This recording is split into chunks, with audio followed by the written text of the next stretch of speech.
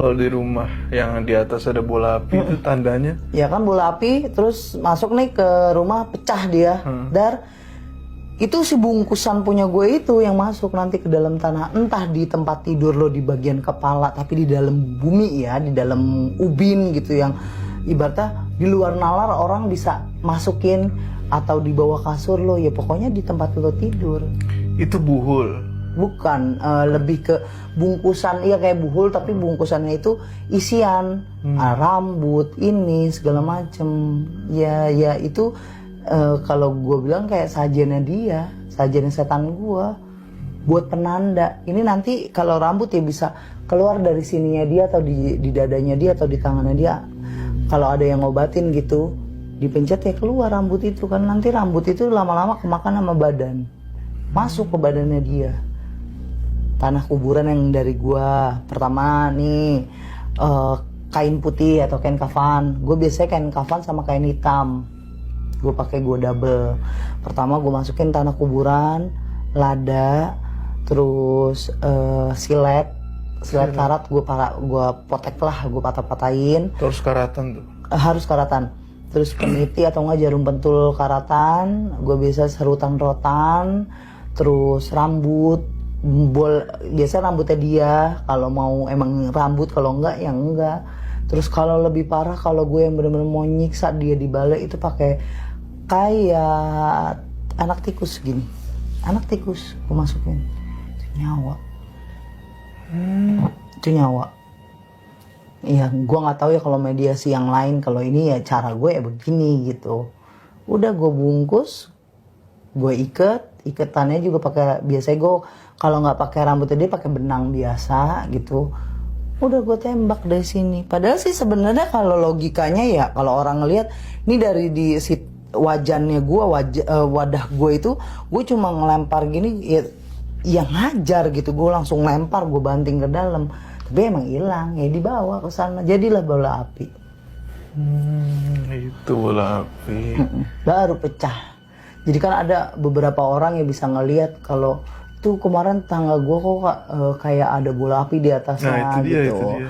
Ada yang emang benar-benar dia kesantet, ada yang setan apa tuh yang bola api tuh. Itulah Banaspati. Banaspati. Jadi ya beda-beda gitu. Cuma kalau yang biasanya bola api yang gue kirim terus pecah, ya itu dia langsung masuk ke tempat dia tidur. Langsung kita tanam. Pas pecah itu ada suara ledakan gak sih? Biasanya cuma kayak orang kayak petasan kecil, retak udah. Oh gitu. Atau enggak bisa bunyi dok, udah kayak benda jatuh aja ke atas. Sebenarnya itu benda itu kalau di kasat mata kita ngeliat mah ada bentuknya putih jatuh buk begitu. Kayak setempat gini. Tapi kan biasanya nggak ada yang menyadari karena gue mengerjakan itu 00.15. Jadi sampai jam 3 gue baru selesai. Ritual itu baru ya kita kalau pas ngirimin kayak gitu tuh gue lebih fokusin itu gue sama si setan-setan gue yang di sana gitu, si anak buah gue lah kalau gue bilang kan. Nanti kalau udah paten tempatnya gue udah taruh ini, misalnya si bungkusan gue taruh di sana, mereka udah tinggal yang ngerjain, mereka yang ngolah.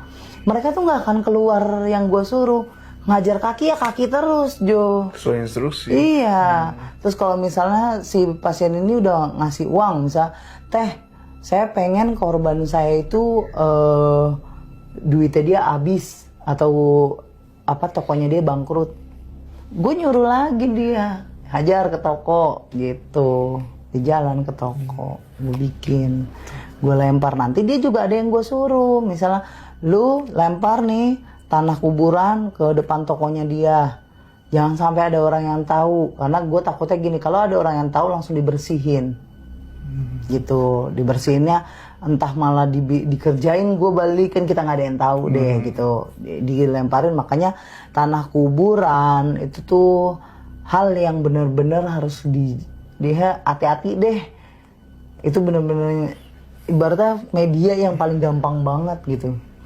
Terus ya kain kafan, terus tali pocong itu kayaknya kalau ada yang bungkus-bungkusan kayak gitu harus diwaspadain. Ya berarti ada sedikit gaib-gaib lah, aroma gaib.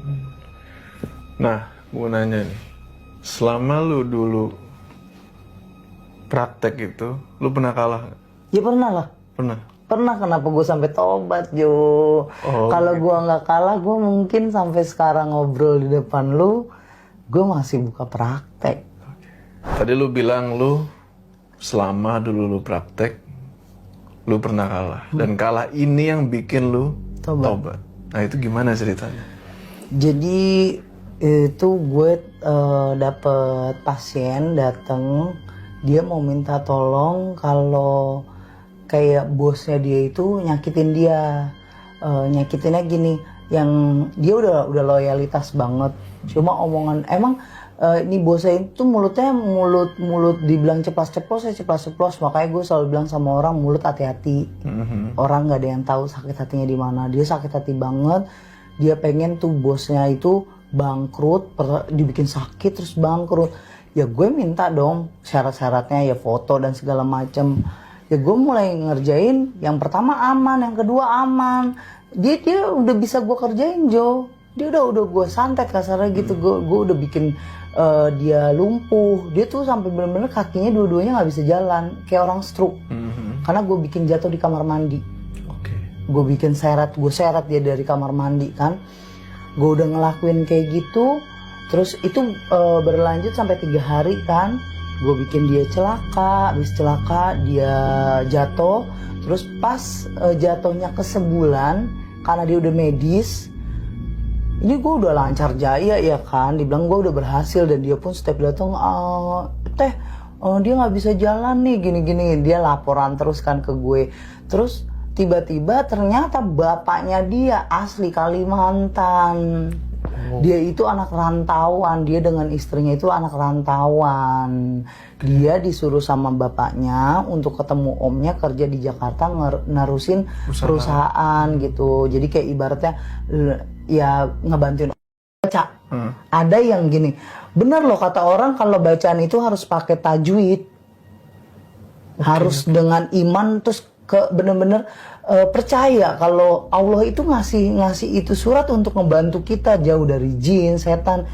Itu kalau nggak ada niat, nggak ada ketulusan untuk baca, terus nggak niat ikhtiar, cuma asal yaudah deh yang penting setan hilang gitu.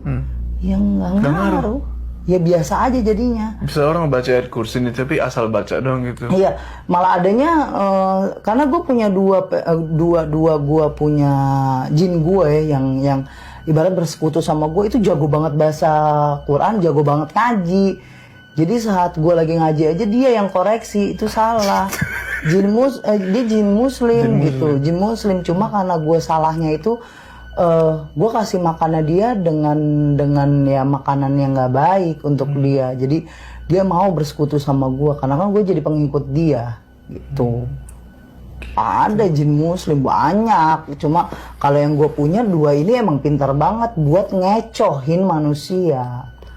Bukan berarti jin gue yang ya dia sembah Allah ya, gue Allahu alam, gue nggak tahu, tapi dia itu emang tugasnya ngecohin. Jadi setiap nanti pasien gue lagi kambuh, ada kiai yang datang, dia masuk ke badan tuh ini si pasien si korban, dia masuk baca. Kalau misalnya si kiainya ini ilmunya bukan ilmunya cetek ya, maksudnya tingkatnya dia ngajinya masih kurang gitu, dikatain, dihina sama jin gue.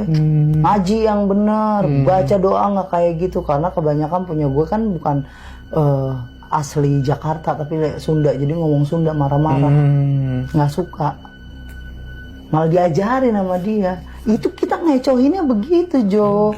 Jadi biar nggak kelihatan kalau ini pure untuk pure kita santet. Itu ngecohinnya. Makanya gue suka banget kalau nolongin orang, gue tahu mana yang ngecohin mana enggak. Suka banget gue sampai sekarang tuh kalau nolongin orang yang kayak gitu suka. Tapi sekarang karena medianya itu mereka dukun lebih canggih dibandingin zaman gue dulu. Kalau sekarang kenapa lebih canggih? Saat pakai mediasi di kendi, dia ngeliat, dia nggak bikin si korbannya ini kakinya sakit, lebih ke arah kecelakaan. Jadi saat dia berkendara motor, dia pikir itu di sini tuh ada motor lagi atau mobil lagi dengan kecepatan tinggi. Padahal nggak, itu setan, nggak ada yang ngeliat. Itu kayak ilusi doang. Iya. Jadi kan jadi panik itu. Nah, langsung mati atau nggak kecelakaan gitu. Karena banyak banget kan orang bilang ini kecelakaan di jalan, supirnya meninggal, ini segala macam kan banyak tuh. Ada dua kemungkinan, memang kelalaian manusia atau goib. Karena kita kan bersanding ya, deket-deketan gitu. Terus gue juga kalau misalnya ngerjain orang, saat lagi gue ngerjain itu, gue harus lihat si korbannya ini punya lingkungan dia nih kayak keluarga yang indigo enggak. Nah itu harus gue singkirin, gue pagerin dia, gue bikin males kedatang, males ketemu, ribut terus itu. Emang kenapa kalau ada dia itu? Males aja gue kalau dilihat ada yang ngontrol. Kayak gue nih, misalnya lu lagi sakit kena, kan kalau gue di samping lu, gue tahu kapan lu mau dikerjain. Kan dihalang, doa lagi. Jadi bisa antisipasi. Nah, gue nggak suka. Pasti dia gue bikin males. Makanya kalau ada yang minta tolong, teh aku mau berobat sama teteh, sama Ustadz teteh gitu, itu gue udah nggak, bener-bener kayak kuping gue tuh udah biasa banget. Kalau nggak tahu nih teh bawaannya males kayaknya WhatsApp teteh tuh males. Padahal kita lagi mau obatin, itu biasa. Kalau orang mau berobat, mau ngobatin dirinya yang kena setan tuh hawanya males, nggak mau ngapa-ngapain. Terus kayaknya kalau ketemu orang yang mau nolongin kita malah jadi gedek. Nggak tahu, emang karena kita diasupin setan ya, jadi nggak mau diobatin, maunya ngedekem aja gitu. Tuh gue anak indigo, kiai itu yang paling gue nggak suka deh kalau lagi ritual. Tapi kalau memang di sekelilingnya dia orang-orang yang biasa, orang-orang yang ya udah gitu biasa-biasa aja, itu gampang banget ngelancarinnya. Gue bilang sama si yang datang, si pasien gue, lu mau berapa lama waktu dari dia sakit, terus pokoknya tujuan lu berapa lama. Saya mau dia seminggu itu dibikin gak bisa jalan sama sekali. Terus mulai ke 1 bulan tuh kayak dia berobat jadi uangnya dia habis. Sampai ke 2 bulan 3 bulan dia lengser jatuh, akhirnya nggak punya duit sama sekali, dia lari baru ke jantung, baru dead. Kebanyakan ada yang sampai tahunan, 5 tahun 6 tahun. Gua akuin itu dukunnya kuat, tahan lama. Kalau gue nggak mau lama-lama Jo, karena gue bukan ngurusin satu pasien doang, banyak banget pasien gue. Jadi gue cuma space ke mereka tuh 5 bulan. Maksimal 5 bulan? 5 bulan. Jadi kalau lu mau nyiksa dia, gue ada rasa kasihan juga. Kalau terlalu lama juga kasihan. Kalau lu mau bikin dia sakit, ya udah sakit selama 5 bulan, selebihnya gue tinggal. Jadi lu mau disembuhin gak disembuhin itu urusan dia. Karena ngelepasnya gampang banget sebenarnya. Kan gue ngelemparin gini Jo, saat gue lagi ritual itu, dia udah mulai sakit, udah mulai gue mulai iket, barulah api gue masukin ke sana. Lo tahu bola api santet, baru gue kirim ke sana untuk apa? Rumah lo, diri lo